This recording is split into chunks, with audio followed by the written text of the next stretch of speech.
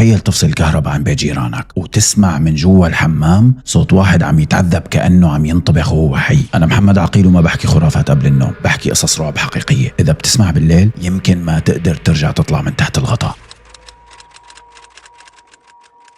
القصة من عام 2004 من ريف دير الزور. جارة أصحاب القصة كانت ساكنة لحالها لأنه زوجها كان مسافر على الكويت. بيوم من الأيام وهي طالعة من البيت نسيت السخان شغال، المي كانت عم تغلي والبخار طالع من الحمام بشكل مخيف. اتصلت على أهل محمد وطلبت منهم إنه يخلوا أخوهم يفصل الكهرباء قبل ما ينفجر البيت. أخوه الكبير محمد نط من فوق البيت وفصل الكهرباء عن البيت كله، لكن لما قرب من الحمام سمع صوت واحد جوا عم يئن ويتوجع، صوت كأنه في شخص عم ينطبخ بالمي. فتح الباب شاف المي عم تغلي وخرطوم السخان دايب من شدة الحرارة، بس ما كان في ولا بني آدم. محمد هرب مرعوب، وهو اللي تربى بالبادية واللي ما كان يخاف من أي شيء. طلع من البيت وشه أصفر مثل الليمونة وعم يرجف. اليوم اللي بعده أمه قالت لأبوه إنها سمعت صوت واحد واقف عند الحيط عم يهمس باسم المرة صاحبة البيت وعم يدعي عليها. بعدها مر أسبوع والرعب بلش يكبر أكتر وأكتر. بليلة كانوا مجتمعين بالبستان وفجأة الحجارة بلشت تنهال عليهم من كل الجهات. مو حجر، كومة حجار. ركضوا على المكان لحتى يشوفوا مين عم يزت الحجر، ما لقوا ولا حدا. الكل قال وقتها يمكن أولاد عم يمزحوا. بس الليلة اللي بعدها رجعت الحجارة، والشي الغريب إنه الحجارة كانت تطلع من بيت الجارة نفسها، البيت اللي زوجها مسافر وما فيه حدا. لما نزل الزوج من الكويت بالأول كانت الأمور هادية، لكن بعد أسبوع صار كل ليلة يقول في حرامية بالبيت، يطلع بالسلاح لحتى يفتش ما يلاقي حدا. ما كان في غير صراخ وحجارة عم تهز البيت هز. المصيبة الكبرى صارت مع بنت الجيران. طلعت على الحمام ولقت مخلوق شكله مثل شكل القرد، قرب عليها وبزق بوشها. البنت نزلت ركض وهي عم تصرخ. انصابت وقتها بصدمة كتير قوية ودخلت على أثرها على المشفى، وبعد أيام قليلة انصابت بالسكري من الرعب وبقيت تعاني إلى أن توفاها الله سنة 2017 الله يرحمها. بعدها الجيران جابوا شيوخ للرقية. أحد الشيوخ قال المي المغلية حرقت بنت من الجن وهي رجعت لحتى تنتقم.